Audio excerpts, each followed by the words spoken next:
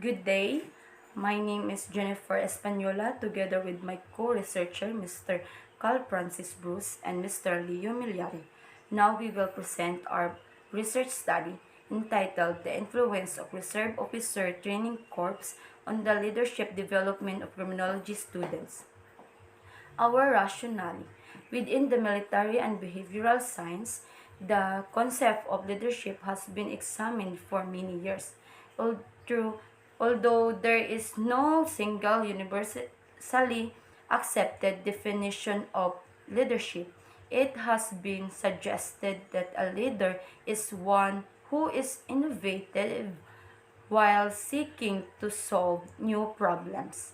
Along with bringing something new and different to a group, this will be considered a behavioral view of leadership, in that it describes the way a leader acts and exhibits this characteristic. Contrastingly, leadership has also been described as a trait that some people simply possess.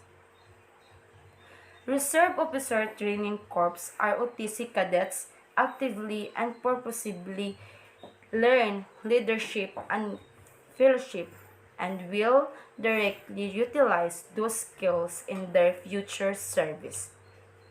Considering current international conflicts and advanced technologies used by the military, cadets entering military service for a context many previous cohorts did not.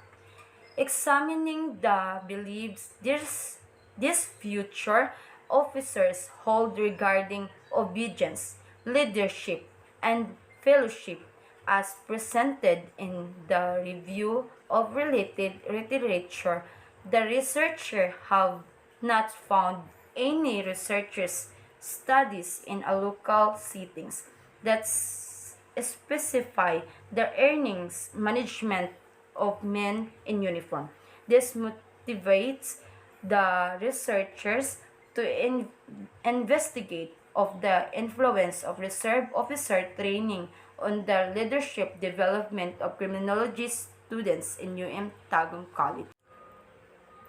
Significant of the study. The result of this research study is beneficial to the ROTC cadets of UM Tagum College, Tagum City, because the study can be used as a tool to assist the ROTC cadets in the leadership developments. The fact and result contained in this research study can also help fellow students to increase awareness of the importance of ROTC program leadership development. Furthermore, future of researchers can use this study to guide them in their incoming student related to ROTC programs. This study provides information and findings can be helpful to other researchers as their basis. Research objectives. This study aims to determine the level of reserve officers training on the leadership development of criminology students in UM Tagum College. Physically, in 6 to answer the following sub-question. Number 1, to determine the level of reserve officers training on the leadership development of criminology students in UM Tagum in terms of authoritarian, democratic, laissez-faire leader to propose an intervention plan based on the result of study. Method. Participants. The respondents of the study will be criminology students UM Tagum College who experience face-to-face RTC.